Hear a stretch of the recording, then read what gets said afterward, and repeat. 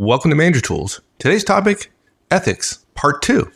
Like last week, this week we're including our Ethics Career Tools cast in our Manager Tools feed because of the importance of ethics in professional management. So, here you go with your extra cast.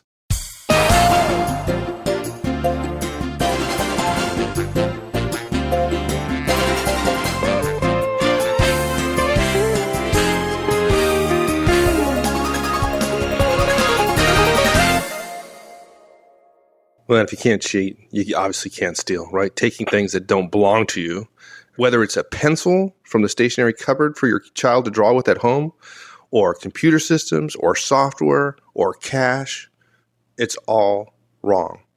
Yeah, and stealing is a form of cheating, right? It's just a particular monetary form of cheating. It's putting value on the thing that you're cheating about. And the problem is if you can justify cheating on your expenses to yourself, you can get in a situation where you can justify larger scale cheating, and then you grind up against the wheels that have enormous consequences, like the story I just mentioned. And if you start to steal, you can't argue when other people do it, when people do something vague on their expense report. I'll never forget working for a guy once who would go to a coffee shop and he would buy a cup of coffee, ask for his receipts, and pick up all the loose receipts at the coffee shop so that he could submit them as having used them. And it ended up being, this was 25 years ago, and it was, a cup of coffee was $1, and he would get 3 or 4 extra bucks, 2 days, 3 days a week on a business trip, 50 days a year. We're talking about a total of maybe $100 or $200 a year that this person was benefiting and the company would have to reimburse him for. And you have to assume, unless the person was totally morally bankrupt, which no one is completely morally bankrupt, you have to assume he died a little death every time he did it. And as we've said before on air, the tragedy in life is not the death you go through at the very end, folks. It's the thousands, the millions of little deaths we die along the way. It's just wrong. And if you want to have credibility and clarity later in your career, when you're making big decisions, one of the choices you have could benefit you distinctly and considerably. If you want to be above reproach, you have to have created a pattern of behavior that has been above reproach. And, you get a benefit if you steal. You make a couple of bucks or 50 bucks or $100. You do. And it's, there are no victimless crimes, if you will, but we have to be moral enough to accept that the benefit of doing the truthful thing, when in fact one knows one can get away with the untruthful thing, or the lying, or the cheating, or the stealing, we have to teach ourselves the benefit is the moral sense to say that I did a good thing, and I'm going to pat myself on the back. Now, there are people who are so moral and so ethical that they don't think that way at all. But if you need help and you're wondering, pat yourself on the back for doing the right thing and create, rather than a vicious cycle, to making bigger bad choices, a virtuous cycle where you pat yourself on the back enough that you realize, gee, I behaved my way into being a pretty good guy here, with or without the moral sense. Let's talk about tolerating behaviors in others, because I think that's the part that folks have a real difficult time with. They say, well, okay, I'm not going to lie, I'm not going to cheat, I'm not going to steal. But that's a personal decision. If somebody else decides to engage in that behavior, it's not my role to play the role of policeman in the organization. Yeah. Of course, the toleration, having worked at WorldCom at some point, my disaster of a story, I know firsthand what happens when people tolerate that kind of behavior, right? Right. Literally a disaster. The livelihood of tens of thousands of people destroyed. Retirement's destroyed. Just incredible. I think there are people listening right now, Mike, who would say, in your case, an enormous just destruction of so much wealth and security, and essentially giving a lie to hundreds of thousands of man years of work previously building up MCI. But I think there's something else in there too that we have to say, because this cast is going to we're going to release this cast both for Career Tools and Manager Tools and a special feed in the Manager Tools feed as well. But I think the danger is, if you have power, I think there are a lot of times when people who work for you, who have less power than you, they would not have to tell themselves they're tolerating your behavior. If you lie, you create risk for them, which of course eats away at the very fiber of the organization, because they wonder what existential risk to their career there could be for standing up to you and saying, hey, what you're doing is wrong. People are just afraid to say, as the saying goes, to speak truth to power. They're afraid to say, even that doesn't make sense, or worse, what you're suggesting cheats our customers and it's wrong, or no, what you're doing there is a pyramid scheme and I won't be part of it. I'm sorry. I think a lot of times nowadays, I know people who have left companies quietly because they saw a moral questionability in terms of strategic or operational decisions. And it's almost too bad that, other people who knew what they did applauded them for it. And we've gotten to the point now where our society is so complex and there's so many layers around how we feel about one another and what we can do and who might be offended and how to be polite and how not to be disrespectful, that what ends up happening is we actually celebrate people who simply choose not to confront the banality of evil or something that's done that's morally or ethically wrong, and they simply leave the organization, which to a degree is a moral choice. It's a professional choice, but it may not be as powerful, obviously, as saying, no, what you're doing is wrong, and that's why I'm leaving, or what you're doing is wrong and I intend to stay, and I intend to make sure that because I care about this organization that you don't get to do it anymore. But it's fair to say that there are plenty of people listening right now that either A, underestimate the power that their role has, and when they cheat, don't realize the sense that they're putting their directs in harm's way. But also there are people listening whose bosses do that and who are genuinely scared and don't know how to speak truth to power, or don't know how to do the calculus of, is that a risk worth taking? What if my spouse is pregnant? Or what if I have a newborn baby and I can't afford to lose my job, but I'm afraid if I speak truth to power, if I tell my boss I believe what he's doing is wrong, I'll lose my job. And then, I could affect my family. I could be in a very difficult situation. And it goes back to, right, can you use ethics even when you get hurt? Can you make the moral choice even when you get hurt? But I think a lot of people, I would like to tell you that we would not find fault with you, Mike and I, Manager Tools, Career Tools, Wendy and Maggie and I and Danny, we would not find fault with you if you quietly resigned rather than speaking up. We would encourage you to speak up, but we understand the calculus of balancing your career's existential risk with speaking truth to power and having that person simply fire you summarily and not even begin to question whether or not they're going to change their behavior. We respect that you might choose to go somewhere else, but we would like to suggest in this cast that our recommendation is, please, whatever you do, recognize now that at any time you could be working for somebody like that, as much as it pains us to say it. But rule number 9, let's embrace reality. And that means you better have 6 months of cash on hand, and you better have your resume ready, and you better have your network strong by staying in touch with them. The ethical response to a professional career in the modern world, where unfortunately deviancy has been defined downward, and stealing $5 is really not even stealing anymore. It's just wink, wink, nudge, nudge, no big deal. Whereas a number of years ago, it was considered beyond the pale to even think about being off by a penny. The modern world has created a situation where we would not find it repugnant for you to choose to simply back away from the decision and choose to go somewhere else simply because of the tightrope you're on.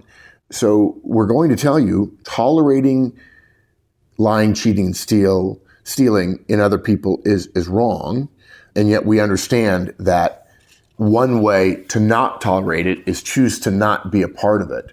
And this does not mean that, therefore, a la the example I gave about the movie tickets, we know that your boss has a great deal more power than that situation, and there isn't necessarily an entirely functioning subsystem of your organization that will protect you, even if there are whistleblower laws. But we would like to say that it's not enough to simply be ethical yourself. You have to be willing to stand up for ethics when others are not. And we also understand that that may mean that the way of standing up for it is simply to step away from it. And the best way to steel yourself for that, is be ready for making a career change when you might least expect it, simply because you realize the culture you're in or the person you're working for could embrace unethical behavior and you couldn't put your head on your pillow and tolerate it. So, it might be good. I mean, you taught. I mean, one of the things you did when we were at school is you fundamentally rewrote the training about how cadets learn about the honor code. You initiated, I remember learning scenarios and having to teach scenarios. I was in Beast Barracks twice and I had to teach honor classes. Talk a little bit about, not because we're suggesting the honor code is the only way to be because we're two West Pointers, but we're trying to give some similes, some metaphors or some ideas for people as they try to live professional lives of integrity. Talk about the questions. I remember there were questions at school. Yeah. So if you're getting ready to take some action, these are the questions we recommended folks go through. And I think they serve as a good basis for really evaluating whether or not what you're doing is unethical, whether it be lying, cheating, or stealing. These are broader questions. The first question is, does this action attempt to deceive anyone or allow anyone to be deceived? I love the second part of that, by the way. I do love too. Allow anyone to be deceived. The number of times that people say, well, it's not lying, it's passive. If they draw that conclusion, they draw that conclusion. Yeah, that's their problem. No, absolutely. And if you're taking action by omitting data or information that then allows somebody to be deceived, we classify that as a lie. It's a quibble. That's the official term. Yeah, it's a quibble. We call it, yeah. right? Hey, you know what? I just saw, speaking of that, I just saw a recent situation where a famous person in America was prosecuted, and senior prosecutors working at the highest level of the Justice Department have been sanctioned or could be sanctioned because they purposely withheld evidence, which is part of the legal code in America that you have to share evidence if you're a prosecutor. And apparently one of the quotes was, we really didn't know we had it. And they seem to be along this line. And it occurs to me, I know this will sound terrible to some of you, but it's shocking to me that the legal profession, which takes very seriously its ethical underpinnings, is the sort of the sinews that hold it together. This person was at the very top and seemed to have forgotten that it doesn't matter whether or not you intentionally did it or not. If the outcome is other people were deceived or misled by your actions or lack of actions, it's wrong, right? Yeah. That it's funny that we're going to talk about the ends justify the means when in fact, in this situation, it doesn't matter what your means were. If the ends are the likely deception of somebody else, you have to behave differently by definition. Yeah. It's really living to a higher standard, right? It's not about winning or losing. It's the higher standard of deception and complete truthfulness, right? And omitting data is not complete truthfulness. Yeah. So the second question we ask folks to consider, does this action gain or allow gain of a privilege or advantage to which I or someone else would not otherwise be entitled? One of the things I've noticed here is that traveling alone, it is very easy. You find yourself in situations all the time where service people, cab drivers or flight attendants or airline employees or hotel employees are put in situations where you're able to say things that no one else can validate. It cannot be proven false or true, not just in the moment, but at any time. And I'll tell you, I'm amazed at the number of stories I hear of younger people saying, oh, well, if there's a problem, I immediately say, something like, I've been traveling all day and I triple checked this. There's no way my assistant could have been wrong. We have policies and procedures. I couldn't have done that. You have to give me an upgrade. And they use the combination of power, customer role power, and a bunch of white lies. And the benefit is a little bit bigger hotel room or something like that. In fact, I'm in a hotel recording this right now, and they made a pretty big mistake. And, I trust the people who make reservations for me. And they said, well, sir, but I couldn't be 100% sure. And so when they said, well, we'll take some dollars off your bill, I said, no, you don't have to do that. I was worried that maybe somebody would tell me after the fact that, oh, actually, that's the reservation we made and we made the error. And it's wrong for me to say, to a hotel staff, I know it's you who made the error, right? Because that's based on a belief of something that I didn't see, right? And it would be one thing to say, I'm sure my assistant does this right. She does it this way all the time. She's brilliant. But then the hotel does things right all the time too. And that's a small example in my life. I'm not a paragon of virtue all the time. I've made my share of mistakes that as a cadet would be looked down upon. I regret them.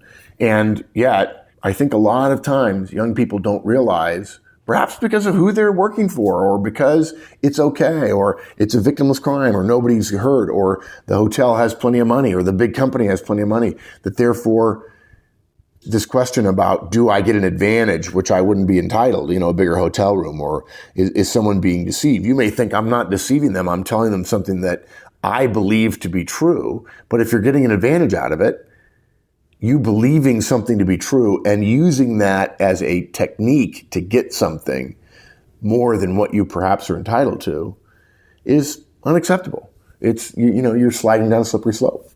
Yeah, exactly. All right. Third question we ask folks to consider. Would I be unsatisfied by the outcome if I were on the receiving end of this action? Right? So put yourself in the other person's shoes, or and there might be several folks involved, but are any of the folks involved in this particular decision or action you're getting ready to take? Would you be satisfied if you were in their shoes? If the answer is no, exactly. You got to think about it. Yeah.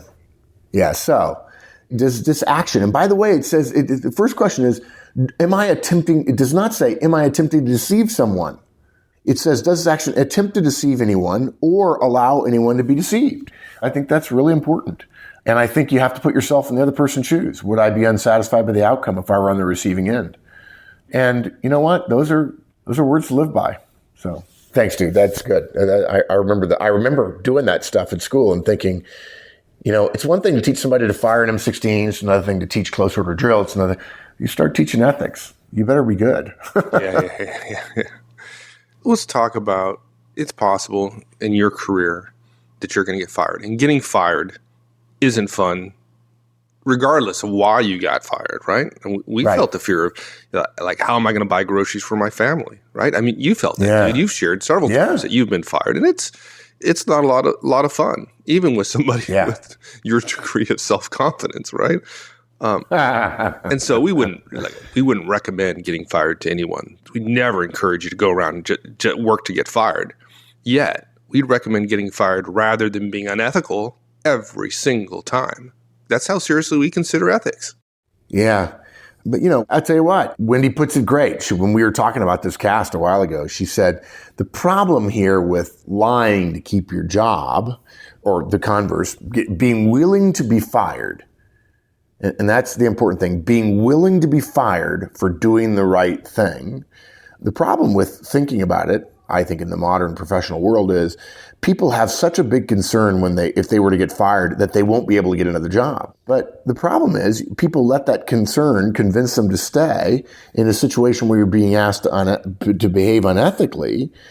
And then if in fact you behave unethically and it becomes obvious that you behaved unethically, folks, you're not going to be able to get another job because of that. Depending upon how the situation spins out or plays out, you may very well, in certain smaller societies or more closed industries or closer knit industries, you'll be known as the person who cheated. And you won't be able to get a job for that reason as well. And I have to tell you something. You'll be surprised. Wendy and I talk about this too. You'll be surprised how dismissive hiring managers can be of someone's firing. In other words, I'm not really worried about your fired. I like you being fired. I like you. People get fired all the time. I've decided you're good, and it was probably your old boss. There are people, I remember when I got fired, I talked to a couple of people, determining my options. One guy said, I'll hire you just because he fired you. I've got a job for you. I mean, it was that clear because the person who fired me was not respected. So it's okay to get fired for being ethical. And remember, the danger is being unethical and then poisoning the well forever and ever and ever. And look, when somebody asks, why did you leave your last job? You can say, I was asked to do something unethical. I said no, and I was fired. And my boss and I disagreed about what was ethical or not, obviously, and I lost. The great thing about that answer is that the gossip and the hiring manager will be desperate to ask what happened, and yet at the same time, it's socially unacceptable to do so. So 9 out of 10 times, the interviewer won't get into it. But I have to tell you, in the 1 out of 10 times, if you tell the story, just make sure you've rehearsed your story so it comes across clearly and crisply, so it doesn't appear as if you're making it up on the fly, because they're going to look at you very, very carefully, as a utilities person once did when somebody I know went up to him and said, how do you get credit in this town? And the guy looked at him through the window of the service desk and said, well, are you honest? You want to be clear in your answer to that one if you want to get credit at that place. So it's okay to be fired. It's not easy. We're not saying this is easy, but it is okay to be fired because you refused to do something unethical. It is. It's hard, but make us choose the harder right instead of the easier wrong. And if you decide that you couldn't do that, I promise you folks, if you ever work for somebody whose ethics you question, you will live in dread, and it will take months, if not years, off your life to be thinking, when am I going to be asked to do something unethical? And then I'm going to have to do it because I'm too afraid to quit or get fired because I won't do it. That's a long, difficult life. Let's talk about the statement, don't justify the means by the ends. Right. The end justifying the means, well, it doesn't work, right? And in particular in this case. Yeah. To tell you the truth, dude, I actually think this one's getting worse. And it may just be because I'm getting older. Well, in general, in terms of society. In general. Yeah. And I'll give you two examples, politics and reality TV. I have to say, I wrote a note to some people recently, form of guidance. I said, the short answer is TV is bad and reality TV is really bad, even corrosive. I was shocked when I first saw the TV show Survivor come out. Outwit, outlast, outplay or something. And it was literally about, there was a form of cheating that wasn't considered cheating. It was just gamesmanship. Same thing's true on the Apprentice shows and other reality shows, seems like. And in politics, everybody knows that you start out in a primary. In the U.S., if you're a Republican or Democrat, you tell the people in the primary, in the first part, the people, only Republicans or Democrats will be voting for you. I'm to the right or I'm to the left. And then you ignore all that. And, campaign promises, the actual joke is a campaign promise isn't actually a promise. It is a campaign promise, which is a law unto itself, which means you don't have to do it. Exigencies in the job will allow you to be able to say, well, I promised that, but the situation has changed. When you know darn well that's what you're going to do in advance because you just want to get elected and the ends justify the means. We've said before that admitting mistakes and apologizing are actually not signs of weakness, but if you're insecure, they seem that way. They're actually signs of strength. There's no need to lie when you make a mistake. Lying to cover up a mistake is the wrong way to go. Instead, you admit it and fix it. It's not okay to lie to a customer so that you get a bonus. Even if you don't benefit directly, and your team makes its numbers because you did that, and you say, well, the customer wouldn't buy if they didn't believe that this was going to benefit them, and my lie is not directly germane to what they're doing, and so they're going to get benefit, and there's enough profit margin built into our product that even if they don't think it's as beneficial as we do, they're still going to feel, I paid less in cash for this than I got out of it in benefit, so therefore it's okay. Those things, the ability to look the other way when you behave in a bit of an unethical way, they start small and then they get bigger, and then you're in a situation where you're caught and your career can be ruined without you knowing it. So it's not okay to cheat just to get through a silly sexual harassment test, right?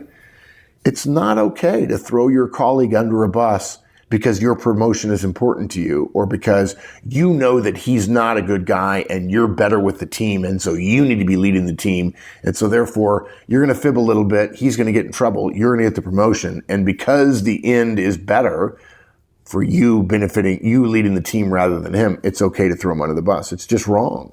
That is the exact opposite of an ethical or moral sense. The ends never justify the means. It's simple. You don't want to break your ethical code to benefit, because the whole point of ethical codes is we benefit simply by behaving ethically. And the moment you step away from what is the ethical benefit of what I'm doing, you allow your ethical code to just be another one of the factors in making a decision, as opposed to it being a black and white, clear guiding principle or true north, if you will. I'm willing to engage in all kinds of behaviors to help the organization get what it wants, but none of them can be a violation of my moral code. And folks, let's say something else. We know that when we ask you to do this, many people around you will tell you, don't listen to them because that's old-fashioned, or, you know what, be careful because if you behave that way, there'll be chances for you to get ahead in life that you won't be able to take. And they'll be right. There'll be times where you will know that no one will ever be able to tell that what you did was right or wrong. No one. And only you will be able to tell. And that's why the philosopher said the tragedy in life is not the death at the end, but the 1,000 little deaths you go through along the way. And if you're willing to do it, always assume when it comes to ethical behavior, project your ethics upon a bunch of other people around you and ask you, how would it feel to be surrounded by people who did what you're doing at that moment all the time?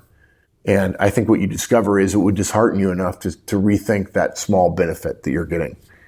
It's just wrong. And sometimes just doing the right thing ought to be enough, including not having the ends justify the means.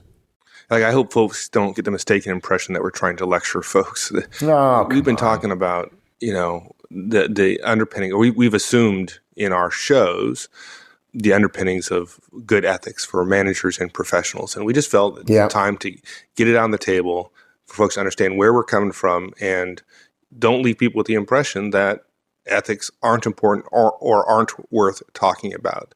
It is worth talking about. One of the things we do when we do the Effective Communications Conference is we share everybody's profile. Everybody's behavioral profiles has positives and negatives. And there's a line in mine that always hurts my feelings. I've been doing this for 25 years. It still hurts my feelings. And yet I stand up in front of the group and I admit that I can understand why people would think that about me, and hurts, and I try to be better. And hopefully the shame of doing so is a guide to me and a goad to me. And folks, look, we have a line in this podcast which says lying to cover up a mistake is the wrong way to go. Folks, I admit it. I've lied to cover up mistakes. I'm not proud of it. I'm human. I regret it every time. There have been times I go, why did you do that? You're such an idiot, Horstman. God, you're going to be miserable about this. And believe me, it's no fun admitting it and having hundreds of thousands of people listen. And folks, I'm not asking you to write me and say, good job, wow, really, really courageous thing to do. I'm not being courageous. I'm just admitting that I was craven. And part of life as a human being is the ability to make a mistake, stare it in the face, and say, I'm going to do better next time. And when you do it again the next time, when you do it wrong the next time, saying, I'm going to do it again next time. The moral sense to say, I have made mistakes. I am embarrassed. I'm not perfect. And I will try to do better, is perhaps the most important thing of all. We're not asking you to be perfect. We're asking you to acknowledge that you will be tempted, that, if you'll pardon the expression, that sin does exist, and you are going to fail. And a professional doesn't say, I will never fail. A professional says, when I fail, I'm going to do better the next time. And I will never lose sense of what I know is right and wrong. And if you fail too often and you stop trying to get better, you will lose your sense of right and wrong. And when that happens, you will gradually create a situation where suddenly the world will smack you in the face. And you won't have 6 months of pay. You'll lose your job. Your family will suffer. You'll be ashamed of yourself for years and years and years to come. And you'll rob the world of your talents. All because you thought that the ends justified the mean, or a little bit of lying, or a little bit of cheating, or a little bit of stealing was okay. And the regrets that I feel, and I'm sure many of you feel, aren't worth it. And we'll continue to get better. We're not perfect. Mike's probably more perfect than me. Not hardly. He was known that way at school. And we're not asking you to be perfect. We're asking you to be better tomorrow than you are today. And that's what makes you a professional. And we're proud to do this, and embarrassed that when we're not perfect, but we'll also be the first to set an example that the embarrassment we feel ought to be a guide to you. That's it. Well said, my friend. Thanks, partner. All right. We'll see you. Thanks, everyone. Hope you enjoyed it, and we'll see you back here again next week. In the meantime, check out the discussion forums, www.manager-tools.com/forums. Hope to see you there. So long, folks.